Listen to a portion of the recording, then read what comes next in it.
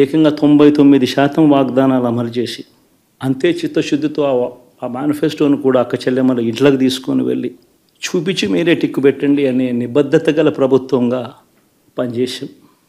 ఇప్పుడు జరగని విధంగా పిల్లల చదువులు పేదరికం పోవాలి అని అంటే పిల్లల చదువులకు క్వాలిటీ ఎడ్యుకేషన్ అవసరం అని మొట్టమొదటిసారిగా ఇంగ్లీష్ మీడియంను వ్యతిరేకిస్తున్న వాళ్ళందరూ పెత్తందారులతో యుద్ధం చేసి సైతం పిల్లలకి ఇంగ్లీష్ మీడియం తీసుకొని రావడమే కాకుండా టోఫుల్ ఐబీ లాంటి కళలు కూడా కలం ఆ పేద పిల్లలకు అండగా నిలబడాలని తోడుగా ఉండాలని వారి చరిత్రలు మార్చాలని ఎప్పుడు చూడని విధంగా గ్రామ స్థాయిలోనే సచివాలయ వ్యవస్థ వాలంటీర్ల వ్యవస్థ తీసుకొచ్చి ప్రతి ఇంటికి సేవలు అందించే కార్యక్రమం చేశాం.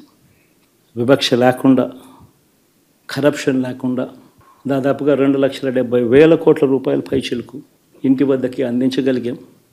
ఇప్పుడు చూడని మార్పులు తీసుకురావడమే కాకుండా ఒక చదువుల రంగం అయితేనేమి, ఒక విద్యారంగం, ఒక వ్యవసాయ రంగం అయితేనేమి, ఒక వైద్య రంగం అయితేనేమి ఏ పేదవాడు ఎప్పుడూ ఇబ్బంది పడకూడదు అని ఎప్పుడు ఊహించని విధంగా మార్పులు తీసుకొస్తూ పేదవాడికి అండగా నిలబడగలిగాం.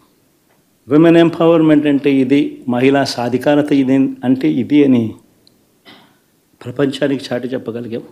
సోషల్ జస్టిస్ అంటే సామాజిక న్యాయం అంటే ఇది అని ప్రపంచానికి చూపించగలిగాం.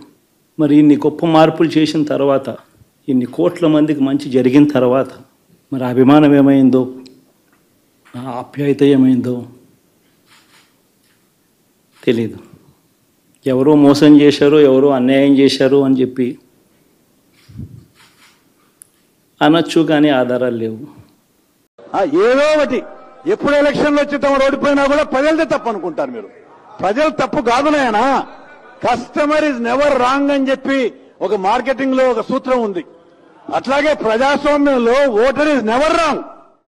ఏదో ఒకటి ఎప్పుడు ఎలక్షన్లు వచ్చి తమ ఓడిపోయినా కూడా ప్రజలదే తప్పు అనుకుంటారు మీరు.